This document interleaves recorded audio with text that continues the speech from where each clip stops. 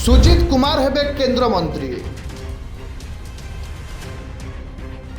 मोदी मंत्रिमंडल में स्थान पाइबे सुजित। बीजेपी पावर कॉरिडोर रे पावरफुल सुजित।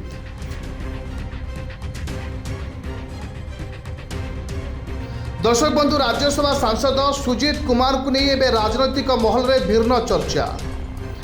बीजेपी कैंप रे जे सुजित को दबदबा बढ़ुछि एक कथा को केही अस्वीकार करि पारिबेनी। द्वितीय थर पे बीजेपी रु राज्यसभा टिकेट हातेइबा और निर्वाचन जितिबा परे सुजित जे बेस पावरफुल एक कथा एबे दलीय कैंप रे चर्चा। दर्शक बंधु, समस्ते जानती जे बीजेपी एक कैडर पार्टी, अर्थात निज दलर कैडर को सबुबले प्राथमिकता दिया जाई थाए। किंतु सुजित कुमार को क्षेत्र में किसी व्यतिक्रम देखा मिलूछि।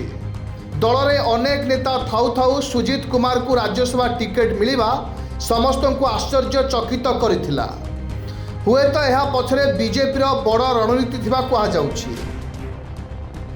अन्य दलरू हेले भी बीजेपी तांकु निराश करेनी बोली वार्ता दे निजर door open रखिछि Bharatiya Janata party. द्वितीय थर पे सुजित को राज्यसभा टिकेट मिलवा दर्शाउछि कि बीजेपी रे सुजित को दबदबा बढ़ुछि।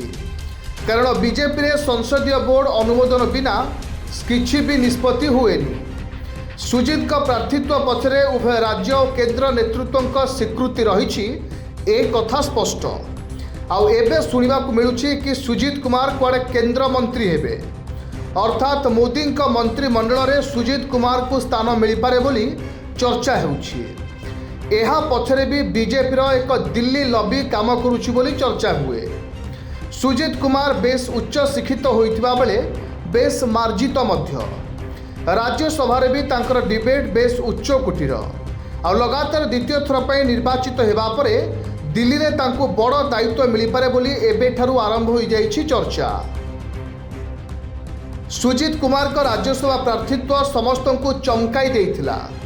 जेपरिक बीजेडी रे भी प्रथम थर राज्यसभा टिकेट मिलवा समस्त को आश्चर्य करिथिला।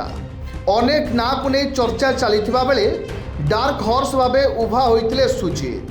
1.5 वर्ष कार्यकाल थाउ थाउ बीजेडी छाड़ी बीजेपी रे मिसिबा और पुनर्बार बीजेपी टिकेट रु राज्यसभा जीवा भी समस्त को चकित करिथिला। आउ एबे जेतेबेले बड़ बड़ नेतांक ना को नहीं चर्चा चली सेतेबेले सुजित कुमार राज्यसभा जीवा सहजरे विश्वास योग्य हेउनाही।